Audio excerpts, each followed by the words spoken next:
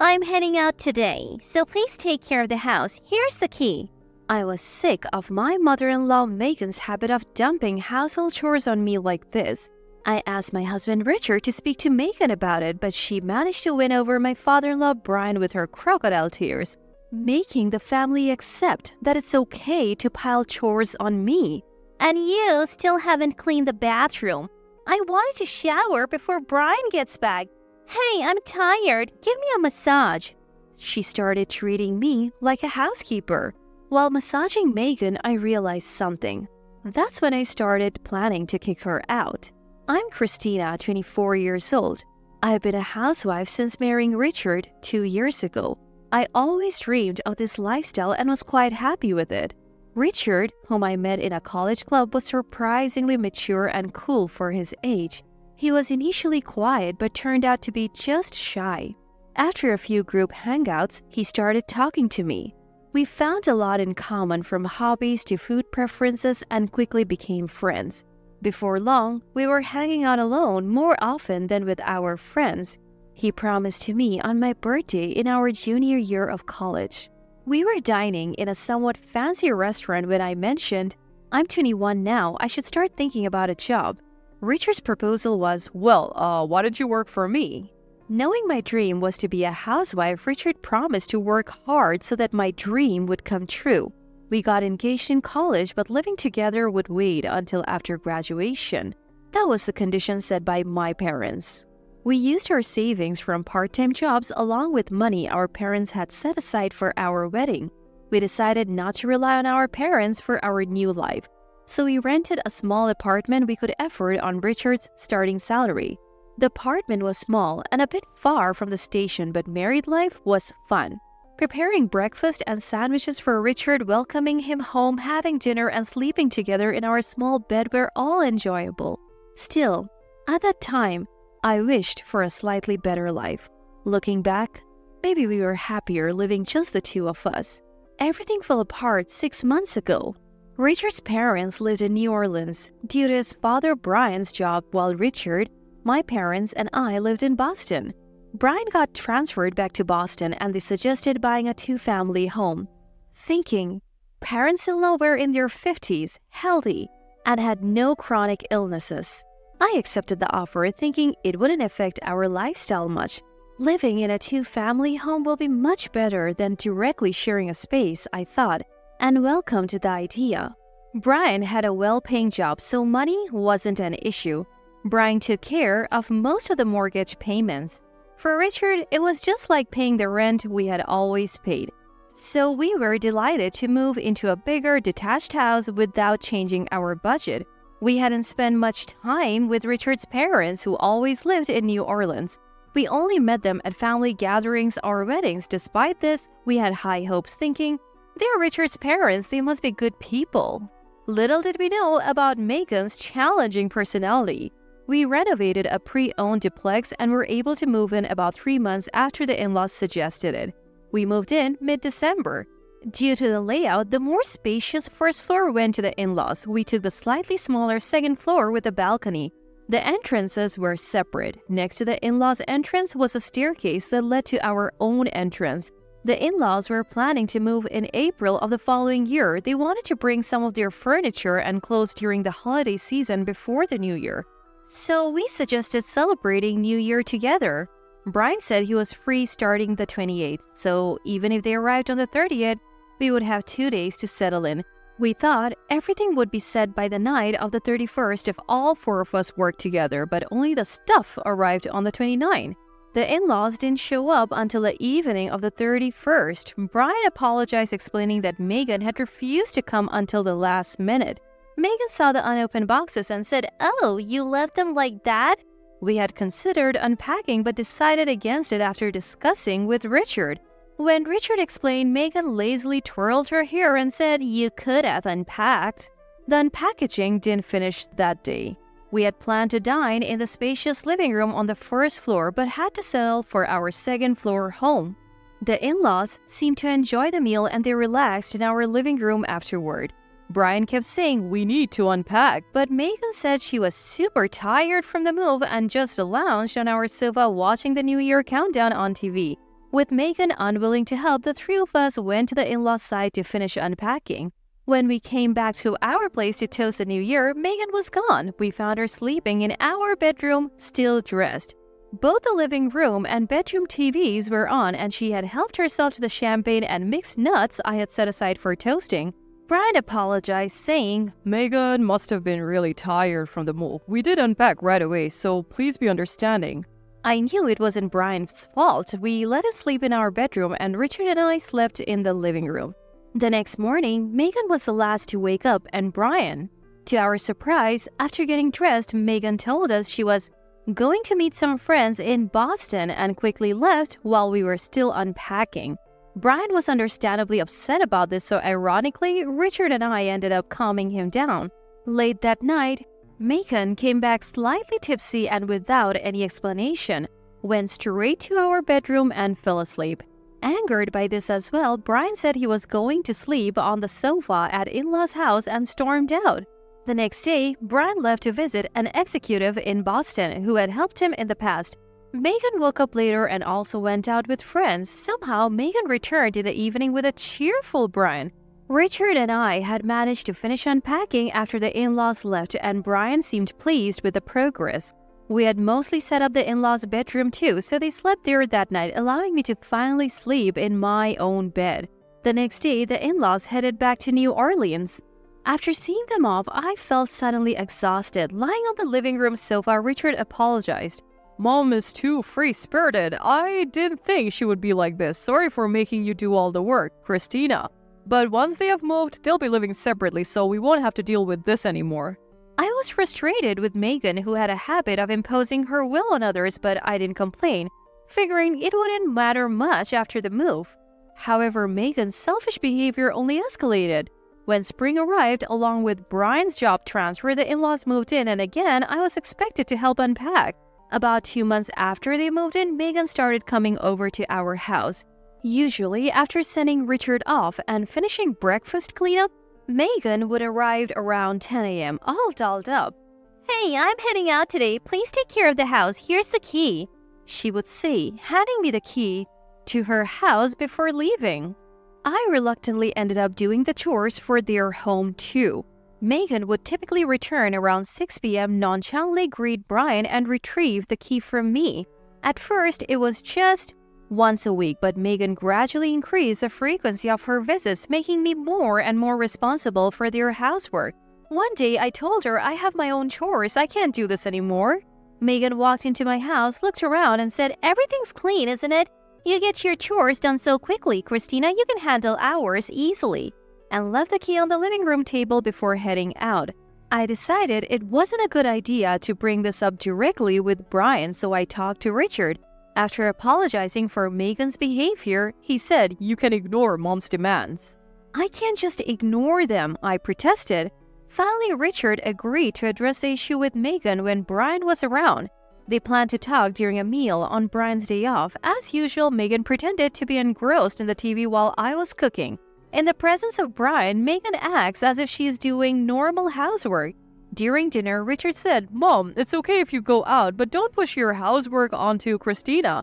Brian immediately rebuked Megan. "Are you really doing that? We had an agreement not to be a burden to Richard and Christina. They have their own lives too, you know?" Then Megan burst into tears and said, "I want to help with housework too, but my back has been hurting lately. It's hard to bend over. That's why I've been asking Christina to help. I thought it would make it awkward for her if I were around, so I went out. I'm sorry, Christina." That's a blatant lie about her back hurting. Why? Because just last weekend, taking advantage of Brian being away on a business trip, Megan went out to play golf with her friends. People with bad backs don't go playing golf. But Brian, who was unaware of all this, said, "I see. I didn't know your back was bad.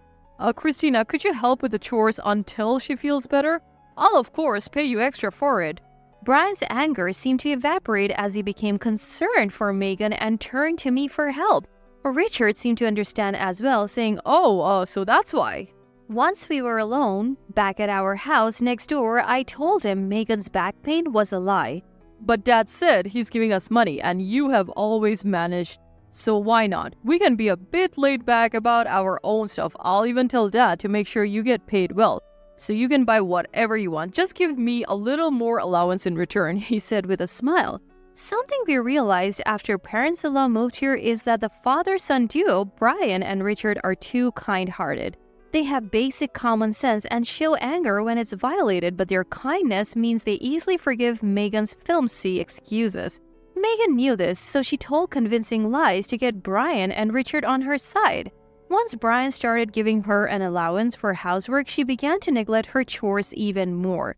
She used to dump chores on me when Brian was out, saying things like, "I can't move because my back hurts," or "I can't get up, my back hurts and I feel sick," pushing me to do all the housework from morning till night. Oblivious to Megan's lies, Brian would say, "Sorry, Christina," and head out. After Brian left, Megan would shower, dress up, and go out without saying a word. By this time, I had been given a duplicate key to the in-laws' house. When she returned before Brian did, she would complain about the dinner I made. "Isn't this too little? Can't you make more dishes? You're getting an allowance. Don't slack off. My dress is wrinkled. Iron it properly. The bathroom isn't clean yet. I wanted to shower before Brian comes back. Come on, give me a massage. I'm tired," she would say whenever she wanted. She really seemed to think of me as an actual housekeeper, yet when Brian returned, she would put on a facade saying, "This is delicious. Christina, your housework is more meticulous than mine," and Brian and Richard were completely oblivious to Megan's attitude. Even when I complained to Richard, all he said was, "You can ignore unreasonable demands." I had reached my breaking point with Megan. I thought the only way left was to secretly film Megan when Brian and Richard weren't around and show them the evidence. Just when I thought this, an unexpected opportunity arose. It was the day Brian returned from a business trip. As usual, Megan saw him off and went on a trip saying she was going sightseeing with friends. She returned earlier than Brian, as always, and told me to give her a massage because she was tired. "I'm the one who's tired after doing all the housework, not you, Megan," I thought, but saw a red mark on the back of her neck while massaging her shoulders. It looked like a hickey. At first, I thought Brian gave it to her and was impressed that he still had it in him in his 50s, but then, considering he had been on a business trip for about 5 days, I thought, could a hickey really last that long? Could Megan be having an affair? I found it hard to believe that Megan, who had lived in New Orleans her whole life, would have so many friends in Boston. That's why I hired a private investigator to look into it. Luckily, I knew Megan's daily routine, and she always went on trips when Brian was out of town for work, so following her was easy. Long story short, Megan was cheating, and she was being pretty bold about it. Within 2 weeks of hiring the investigator, I had my answer. Seeing photos and videos of Megan in compromising situations left me speechless. She was holding hands with a man her own age as they entered a hotel.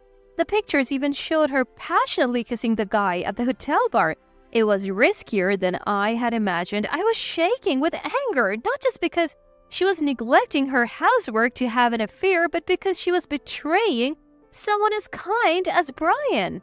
She had the audacity to betray Brian while he worked hard to provide for us. I couldn't let her get away with this. Her birthday was coming up, so I decided that would be the day to put my plan into action. "Why don't we throw Megan a surprise party?" When I proposed the idea, Brian seemed thrilled. "Here's the plan. Brian would tell Megan he had to work that day and encourage her to go out for a birthday dinner with the other man. I'll invite her out to dinner and we can surprise her at the hotel," I told Brian. Brian believed me and pretended to go to work that evening. Megan, after taking longer than usual to get ready, finally left the house saying how disappointed she was that she couldn't spend her birthday with Brian.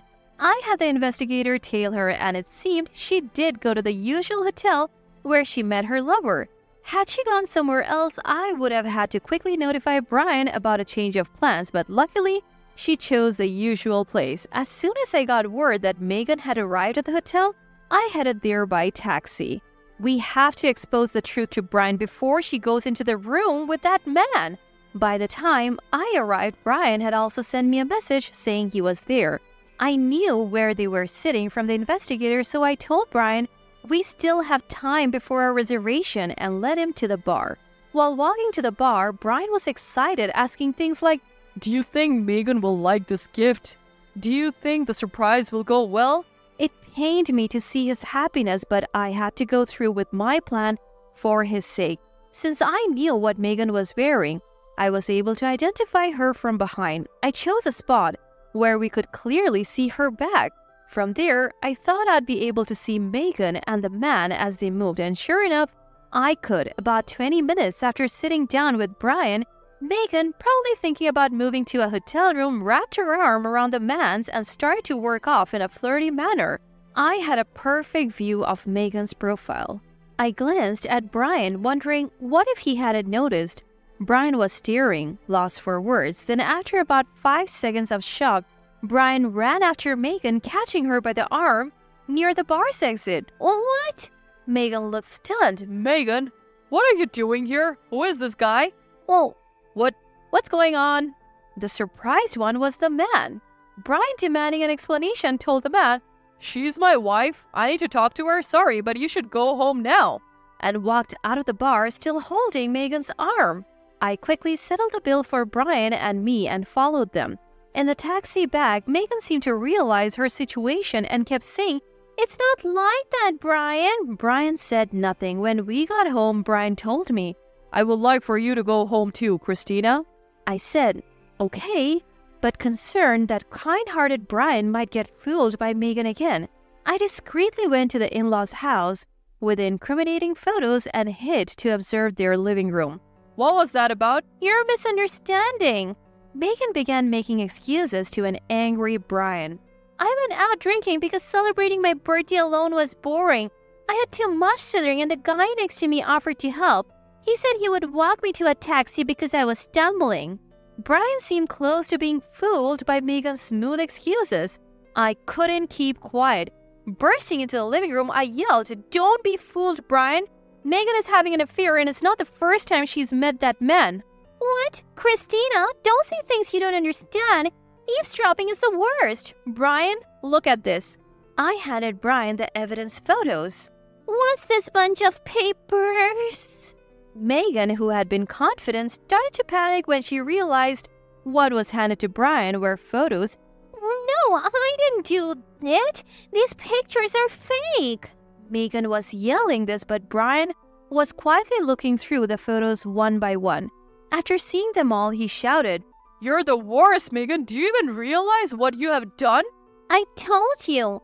It's not me. These pictures are photoshopped. Megan argued but started to cry at Brian's words. How could Christina Photoshop pictures of you with a guy you just met today? I was lonely. You're always busy with work. She tried to master her usual crocodile tears. Brian just silently stared at her. Just when it seemed like Brian might fall for Megan's act again, Richard, who had just come home from work, entered the living room. Is Christina here? I came looking for her because she wasn't home. Wait, why is Mom crying? Wordlessly, Brian handed the photos to Richard. Megan tried to snatch them back, but Richard was quicker. What's this?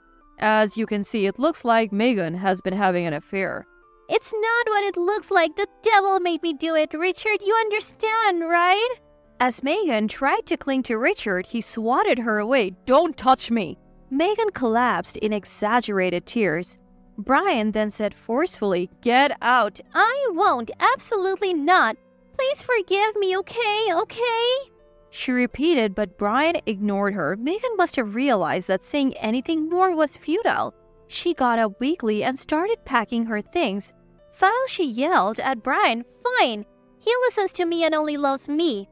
I'm happier with him, and stormed out of the house, but it seemed she couldn't get in touch with the other man. It seems like he thought Megan was single and vanished before getting slapped with alimony for the affair.